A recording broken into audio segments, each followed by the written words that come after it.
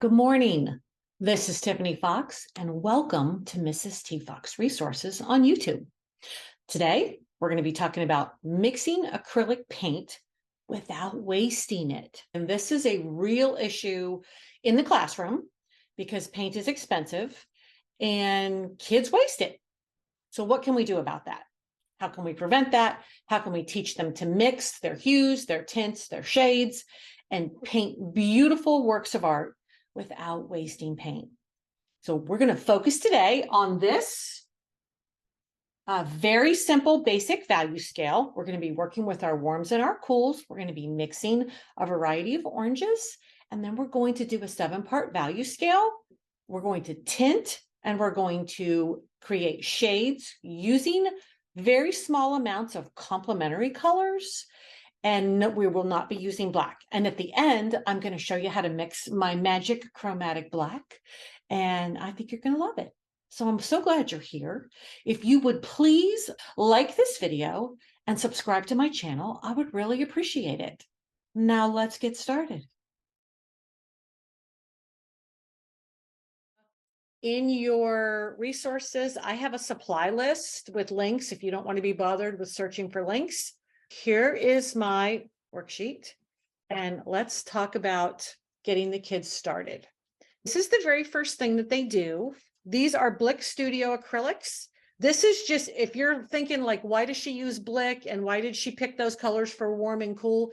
That's just what I chose in the very beginning, and that's what I've stuck with ever since. So there's really no like rhyme or reason to why. It's just, this is what I started with, and so this is what I use. If you have warms and cools that you like better in a different brand, by all means, use whatever you have, and whatever's the most cost effective for you. This is just what I've always used, and I've always had good luck. The paints, they last a long time.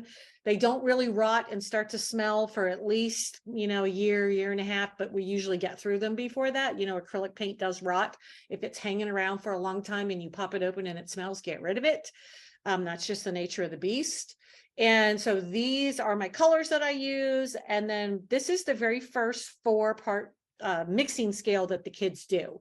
And what I have them do when they're setting up the value scales, let me pull this one down real quick and show you, is we do this part together. This is a piece of foam core, and we take the notes, and then this is the short version. So like this would be the first one they do on the long version. And they're mixing their cools and warms first, just to see the different mixes that they get. And then they're going to go to value scales. And this I came up with during COVID because they were painting at home, and I needed something smaller that I could leave out in the supply bin for them to pick up. So that's why I went with the smaller version. But then I thought, you know what, maybe people don't have time to do the long version. So I included it in the product. So now the long version and the short version setup is in the product. Showed you that. All right, now let's do some mixing. Like I said, these are my little cheat sheets here, my little cheat marks. And when they squirt the paint out, for the love of all that is holy, we know that they waste a lot of paint. And this is what I tell them. You're only painting a 1-inch by 1-inch square. You don't need that much paint, and you can always squirt more out. So this is my Cad Red Deep. Of course, I wore my good shirt, so this ought to be interesting. So that's my Cad Red Deep. That's my warm. This is my primary yellow. And then if they don't keep the lids shut nice and tight, like look at me doing what I shouldn't be doing, it gets, the binder's plastic, so you will get ickies in there. I tell them about the size of a dime in the beginning. And you guys know that they will go over there, and it's, especially if you're using the pumps, the gallon pumps, it's like the ketchup dispenser at the McDonald's, and you'd have to be really old to remember the ketchup dispenser at the McDonald's, but I tell them it's not the ketchup dispenser. So this is, and then this is the other thing for our purposes today. We're going to use these to do our value scale. But what they do, because they do the 3 mixes, the secondary colors, the orange, the green, and the violet, because they're doing that first, then they're going to their value scales. It's really important for them to keep these amounts of paint small, because once they do this, and then they go to the green, of course, the only options for them to use would be the yellows. So, it's all a matter of conservation. And I just explain it to them like this. I'm like, guys, stuff costs money, and we need to respect the space, and we need to respect the fact that we are blessed enough to have a painting class and curriculum. And if we don't treat supplies the way we need to treat supplies, they're going to take it from us. And my kids really like to paint, and they really enjoyed it. So, I just sort of used a little kind of like passive aggressive, mild threat with them there, but whatever works, right? They don't need a ton of water on this brush. This is a Dynasty Golden Taklon water media brush. It's 1 inch. I love it. The kids paint everything with it, and it is one of my all-time favorites. And I have a color wheel here because I want them to match on the color wheel. So everybody gets a color wheel. They get this brush. They get this number 6 filbert. Oh, it's a mess. Silver brush. And that's for later projects. And they get 5 styrofoam plates. I get the heavy duty, and I make them wash and wash and wash. Just a tiny, tiny bit of water on my brush. I tell them, don't soak that down in there because your paint will be too watery. This is what we're after. We're after orange. Once we mix, you can see all these little dots here because the kids have used it to see if they have an orange. The thing that I do not want to hear in my classroom is this a good orange? Is this a good violet? Is this a good green? And I know you guys have heard that, and it makes me crazy. So I said to myself, how can I prevent this question from haunting me? And it was simply, I gave them a color wheel, and I said, before you ask me, you match it. And guess what? Everybody stopped asking me. This, in a perfect world, would be a 50-50 mix for a secondary color.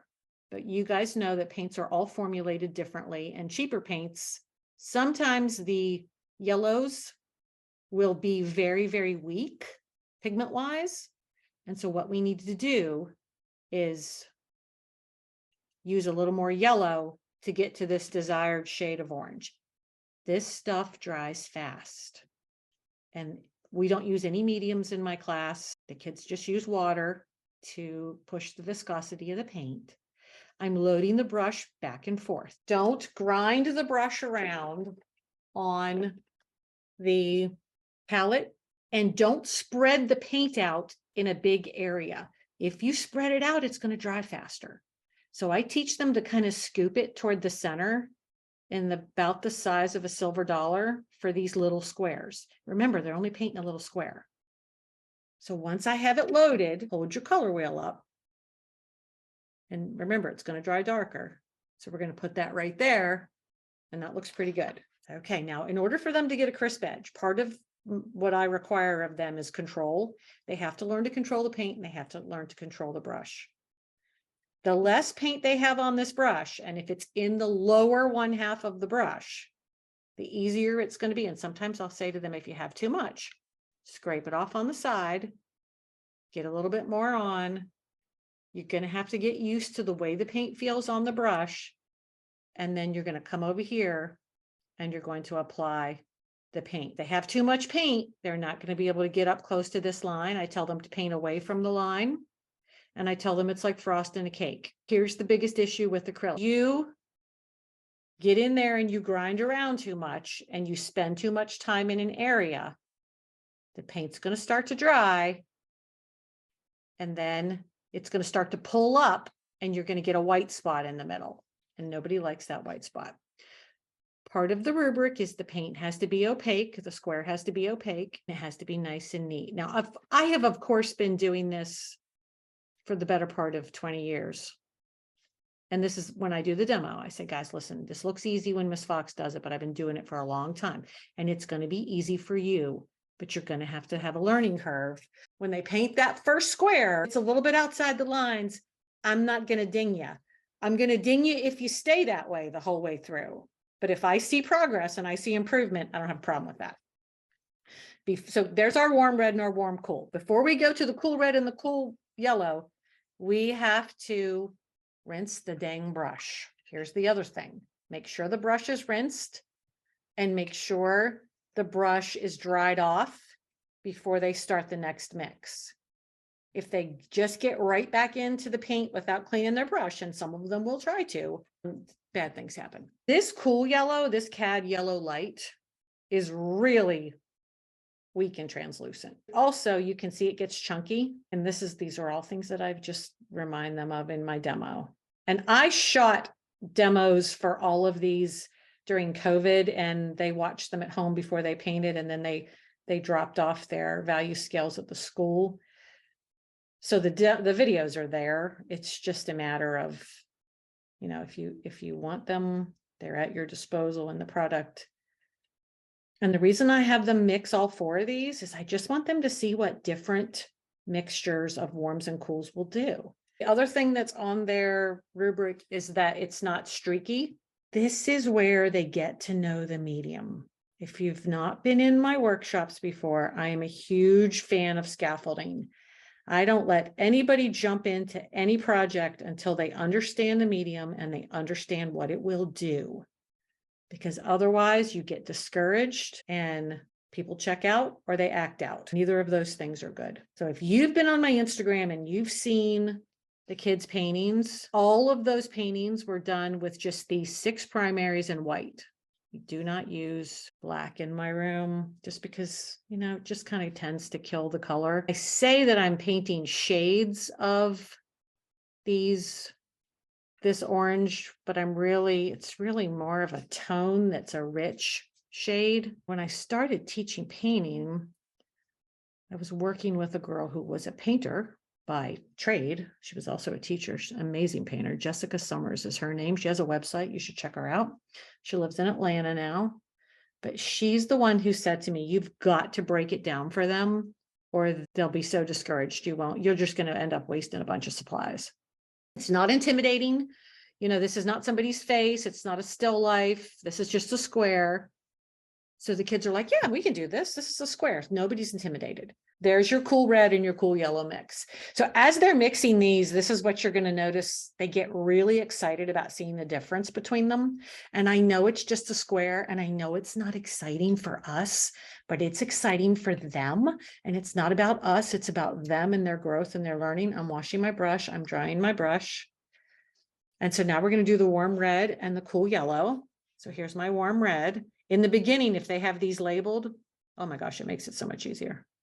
Here's my cool yellow. As they're working on this, like, oh gosh, I need way more yellow. I'm glad this happened. Now, don't go putting your yellow into this original blob of red. Put your yellow out here to the side and slowly bring your mistake mix, which mine was way too much on the red side, bring it out here. Because this into this, you're never going to get to orange. This is the mixing ratio where they won't waste a lot of paint. I said, it's like food coloring in your swimming pool. If you do this into a bunch of that, it's not going to change it. But look how fast it changed it when I put it out here to the side. We got to orange a lot faster just by starting our mix out here to the side. This is starting to get tiny, tiny, tiny bit. I tell them you want to keep it kind of like ketchup, a little like probably more like mayonnaise. So if it starts to get tacky, just dip the corner of your brush in the paint a little bit. I get that question all the time. Do you use mediums? Do the kids use mediums? No, they do not. Everything you see happening with the acrylic automobiles, the sandwich paintings, the appetizer paintings, all of that, the metallic, the silverware, all of that, no mediums, just water. We're painting away from the edge. And remember, they don't want to stay in here too long. So I talked to them. I said, it's kind of like frosting a cake. You don't want to dig down into the paint. You want to spread the paint and distribute the paint evenly over the square. All right. So that is our warm red and our cool yellow. Really, really fun to watch them discover the different oranges. Let's go to warm yellow, cool red. So here's our warm yellow. It's going to come out here. Here's our cool red. I'm just going to put a little bit in here. I'm not going to make that same mistake I made last time. If they get there fast with a little bit of paint, no wasted paint. If they're just dumping more yellow, and then they have this gigantic plate of paint, and I'll walk by and I'm like, what am I going to do with that? Paint my bathroom? Like, you're only painting a square. My brush is not globbed with paint. If you have a brush that's globbed with paint, guess what you're going to be painting? a mess because you're not going to be able to get a crisp edge. So then when you go to paint pumpkins and you need a nice crisp edge around the outside of your pumpkin, because nobody wants a fuzzy pumpkin, you're not going to be able to do it. And it's not because you don't know how to paint. It's because you have too much paint on your brush. Anybody can paint. Do you know how many kids I taught to paint? Kids who never even touched acrylic, who didn't even know they loved it, and ended up painting these gorgeous paintings. You know, they just need some instruction and they just need some time to get used to it. And they just need some time to practice. And it was hard for me in the beginning because I was like, oh my gosh, I'm going to poke my eye out with a sharp object if I have to look at one more square. But when I saw the benefit of the exercise, that just changed everything. So here's our first 4 mixes. Now, here's another question I get frequently. How do you know which mix to use for their value scale? Well, here's how you know. You tell them to choose the one they like the best. Boom, done. Here's our plate. Don't set it in here because that's not dry. Acrylic paint also dries from the top down. So they'll think it's dry and they'll like lay something on it or brush up against it and it'll pull apart, it'll pull a piece off and they'll just lose their minds. So just make sure that you're real deliberate about telling them, listen, it's plastic, it dries from the top down, make sure you stay out of it. All right, here we go, here we go. So I need my warm yellow. Look what I did. This is not good. This is vis-a-vis marker, not warm yellow and warm yellow, warm red and warm yellow. The secret to the value scale is to make sure that you have enough paint mixed to do the whole scale. And I'm going to show you why. To avoid remixing the original orange. I'm going to use the cool blue to tone it. Is there a reason I'm using cool blue but instead of warm blue? No, that's all the cool blue you're going to need. This little tiny, tiny little blip. We call it a blip in my room. And then I'm going to put some white. You don't need a whole lot of white either. So I'm going to put some white right here. Not a lot. You don't need a lot. And I have the value scale here. When I did my demo, I did not have the value scale here. And I thought this would be really helpful to have that here. So I added that in. You know, teaching is learning. Teaching online is learning too. You're just constantly trying to make the experience better for your people. We're going to take these 2 combos and we're going to mix our hue first. I always teach mix the hue, then mix the tints. Once they get down here, they get real confident. And then we're going to mix a shade/tone because, like I said, we're not using black. So I'm going to come down here. I'm going to bring this out here into the middle of the plate. Remember, don't have them dump it in there. Let's start a fresh spot. I'm going to take a little bit of the warm red and we're going to mix this initial orange. Now we need enough paint to paint the whole value scale, as opposed to the first little 1x1 inch squares. You're going to need a pretty decent amount because if not, they're going to run out and then they're going to have to mix more. And remember, they're at the beginning of this journey. When they get into the journey, they're going to know exactly how to come up with a mix and they're not going to have to worry. And so they're not going to be intimidated. But right now, if they used all this orange, they would be like, oh my God, I can't, I can't mix anymore. I don't know how to mix it. So they're going to paint away. So same principles. They're painting away from the edge. They don't have a lot of paint on their brush. So look how easy and neat it's coming along.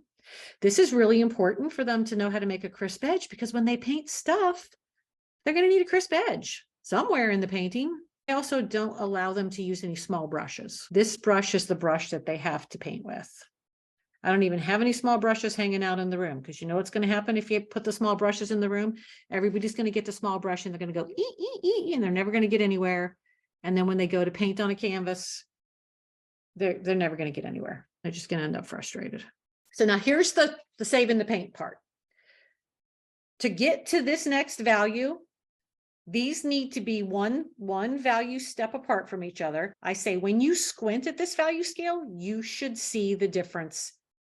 And it should be the same orange, just lighter versions and darker versions, like a paint swatch from Lowe's. When your parents go to paint the living room, you should see all the different values. Now I'm going to come over here out in the side. I tell them, don't contaminate the whole mix. Come out to the side and put the white in. If they dump the white into here, they've tinted the whole entire thing and they have to remix. So see, there's your wasted paint. We start getting into tints of orange. I start talking about things like, guys, if we were painting a portrait, you know, we would just need a little bit of blue to tone this, and a little bit more white, and we would have a gorgeous flesh tone. And then they're like, oh man, that's cool. They have to kind of work quickly-ish, because, you know, it dries fast. And so what's in the middle of the plate there, their original mix, is going to start to set up. They can release it with some water, but after a while, it's going to be too chunky for that. To get to our next level of tint, all we have to do is put a little more white into this. Save and paint, save and paint, save and paint. We want there to be a definite step between these values. If the paint is not coming off the end of the brush, but I know there's paint up in there, that's when I tell them go here and release some of it.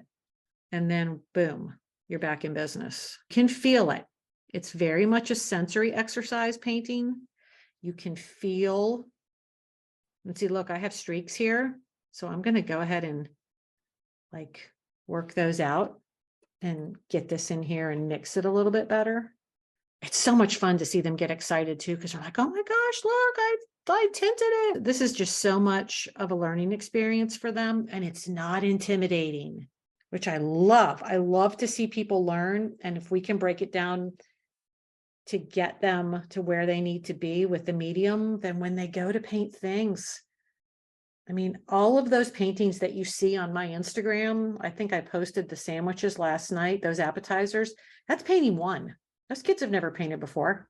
Check out my Instagram. It was a reel I posted last night. And those kids started with this value scale. They worked through the impossible shape, the vector, then we did sandwiches.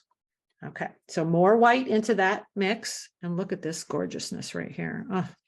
You will also notice that as they get to the end of this first value scale, and they go on to like the next 2 or 3, that they're going to want to come back and redo because they've learned so much from the subsequent value scales. And I applaud the redo. The redo tells me that you give a crap. So by all means, redo. So there's our final tint. All right, now this is where it can get a little dicey, because the tones, as you know, if you get too much complement, you get mud, you get gray. They have to be really diligent with just a little tiny bit of complement each time. So now I still have my original mix, and I'm going to take just a little tiny bit of this cool blue. I'm going to stick it out here. That's what I'm going to do. Just sort of paint it around like that. And then I'm going to pull this and see how it's like getting this like greenish muddy color. I had too much blue. It's like with when we were mixing that orange and we had too much red. I'm going to force the blue out. I'm going to pick up some more of my original. Tell them don't get in the tint. Just to go back to the original mix. I'm going to come out here. But if they mix outside the original, they're going to get to where they're going a lot faster. All right, so here's my first tone / shade, darker orange. Now, of course, this is a little more muted. And if I'm thinking to myself, you know what, that's just a little bit muted. Sometimes I'll even say to them, just pick up a tiny bit of red. We want it to be rich. Let's see if we can get this a little richer. And this is where they start to do what we call in my class, pushing and pulling values and hues with an end result in mind. So what hue, what value am I approaching, and what am I trying to do? My mantra is, what do I want them to learn? And how can I get them to learn it? Just wrote a blog post about these value scales on Tuesday. It's on my website. Once I evaluate what I want them to learn, then I just figure the best way to get them to learn it in this case would be to have them do something that's not intimidating and where they could tint and tone every color on the color wheel, create some neutrals, and really get used to this medium. Now, I probably needed a little more paint here.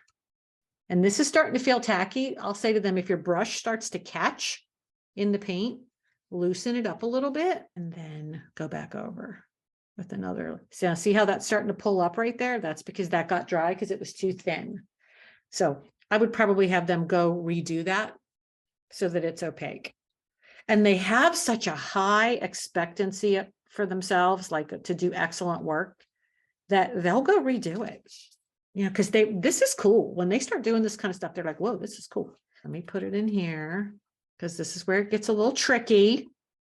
It can go, you know, I'm going to pull a little red. This is when you're painting on the fly, like live. Anything can happen. All right, I'm going to pull this orange in. Remember, I'm wanting to be one shade darker than this, but I still want it to be this deep orange, this rich orange. You know, if they're painting a pumpkin and they have a dark value in the pumpkin, they're going to want this nice, rich, beautiful dark orange. And sometimes they'll say to me like, oh my gosh, I'm getting a brown. And I'm like, well, what is dark orange? And they'll be like, oh, brown. Yeah, like a warm brown. Oh, okay. Well, that's all right, Miss Fogel. More orange. Let's grab some more paint. This is not the end of the world. If this happens to them, I'm like, this is cool. Now you're going to learn how to remix real quick and then come in here for your dark. And that's almost the same as the one we just did. So let's just go for the gusto here. When we get to this last one, it's going to be pretty brown, but that's okay. And a lot of times I find the 5-part value scale instead of the 7 is just as effective. If you don't have as much time, I also have a 3-part version. There's a 3-part worksheet, I believe. I hope I'm not speaking out of turn here, that I added to the acrylic value scale lesson during COVID, in that you could print out on cardstock. Pretty sure. And then there's also a brand new version, 3-part version with the disco ball bundle. Let's get this last one, and then we're going to mix a chromatic black. Like you really don't ever want them to have paint up in that ferrule. And this is the secret, especially if you've got 30 kids in a class and you're trying to keep it all together and keep it clean. If you're on my email list too, there was a painting contract, a supply contract that I sent out to as a freebie. I send a freebie every week in my newsletter. That's really helpful for people. And if you're new, if you just signed up for the email list today and you would like that painting contract, all you have to do is shoot me an email and I'll send it to you. No problem. I have them do is all of the secondaries. They do with, of course, the warms and the cools. And then they have to do secondaries for the 7-part or the 5-part. And then they have to do, I think the 10 by 13 foam core only fits 5 of the tertiaries, and I make everybody do yellow.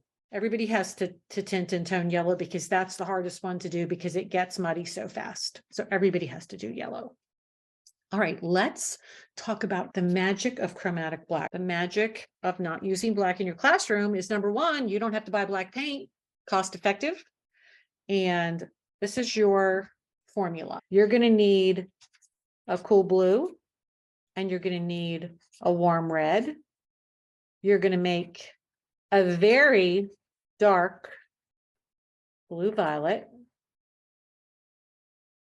And then you're going to tone it with the tiniest little bit, tiny little bit of warm yellow. And we're going to get chromatic black. And this is a showstopper for the kids because they just feel like geniuses too. And what I have them do is they do the chromatic black, and then they have to do secondary mix. They have to do violet and yellow, green and red, blue and orange. And they have to add white to those mixes, and they have to make 3 neutral grays, and they have to be gray. Can't be tan, can't be brown, it's got to be gray. So that's the final steps. So here's my cool blue. Here's my warm red. Just a tiny little bit of that. So see already how that's making a nice dark blue violet. This takes a while because what they'll do is they'll get too much red and it'll be more of a violet. It needs to be a blue violet. And then I'm going to grab a tiny bit of my warm yellow. Let's see, do I have some over here? Yeah, it's a tiny bit. I mean, look, tiny. Let's put it out here. If the ratios are really good, you'll get there right away. I think we might have landed there right away. And then I say to them, before you paint your square, dab it out here. And remember, the stuff dries darker, so look at that. Voila. And we talk about being a black Labrador retriever out in the sunlight, and you can see the purples and the blues coming off of their skin. And they're like, oh, yeah, Miss Fox, I know what you're talking about. So try to take everything into real time for them. Get too much of the yellow, they're going to get green. This is a real ratio situation. And these will be nice, beautiful chromatic blacks, and they won't be just sort of dead. And I mean, I'm not dissing on black paint. I guess I am, but I like to give the kids a win. And when they tell somebody that they painted something and didn't use any black paint and there's all these darks in it, and people are like, wow, that's amazing. It's just the sense of confidence, growth, and pride in the kids, what will translate into them being more engaged to do more difficult things. And by the time my kids are done with this, they honestly are so confident that by the time they do the impossible shape, the vector, and I say to them, okay, we're going to paint sandwiches, or we're going to paint cars, or we're going to paint, silverware, whatever. There's no pushback at all. They're like, all right, whatever. Like, they know exactly what to do and they know how to do it. And that's the secret. The secret is skills that build confidence, and confidence breeds engagement. For more information on how I distribute supplies and how I maintain care and cleanliness of supplies in my classes, please check out my video showcasing the disco ball lesson, as it has complete supply distribution, care, student contract information, and everything you need to know to keep a nice, clean, pristine classroom. Please subscribe to my email list at mrstfoxresources.com. and you will receive my Sunday newsletter, The Weekly Fabulousness, and you will be the first to know about any upcoming workshops and trainings. Don't forget to like this video and subscribe to my channel. There's more content on the way.